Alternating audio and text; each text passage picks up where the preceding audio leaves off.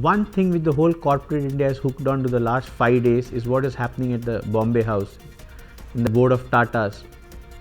Are fund managers like you or fund houses like you getting jittery with whatever is happening, the letter war or what the news coming out? How are you looking at this?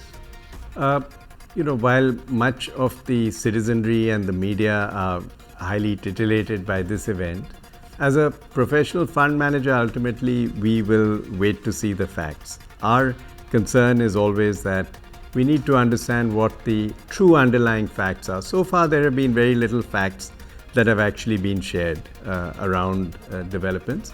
The developments are clearly very serious. We do need to take note of them.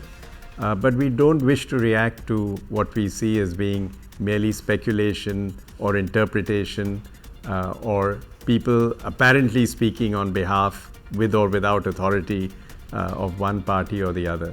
So I think we are keen to understand the facts. We are sure those facts will be available to us in the next few days. And it's only at that point that we would form our opinion.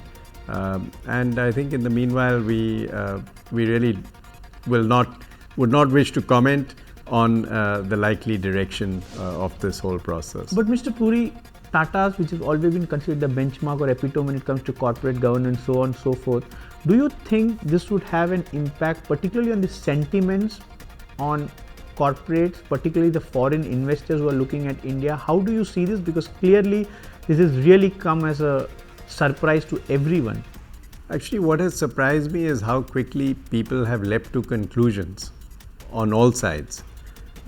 Most sophisticated global investors are taking the position I described earlier, which is certainly the position we are also taking, which is you must wait to understand the facts before you reach an opinion. It is actually quite astonishing how on both sides of this debate such strong positions have been evolved and taken and are being broadcast with such conviction, with no facts underlying them whatsoever. So we are seeing a shadow game in effect at this point.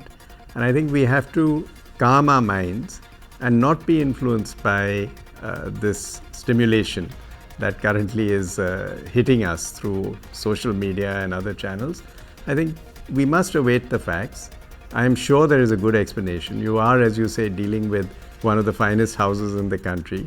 It is very unlikely that anything has been done by anybody in this case, whether on either side, without a certain amount of thought. And I would not at this point reach a conclusion that corporate governance has been irrevocably damaged. As the facts come out, I think we will get the explanations. And I would therefore not be so alarmist at this stage. We need to wait for the We dust must to wait settle for the down. facts. I think we must wait for the facts and not start alarming ourselves and exciting ourselves at this stage. Find us on Facebook at facebook.com/ETNow and don't forget to click the like button. You can also follow us on Twitter at ETNowLive. To stay updated with all our programming, hit the subscribe button on our YouTube channel by logging on to youtube.com/user/ETNow.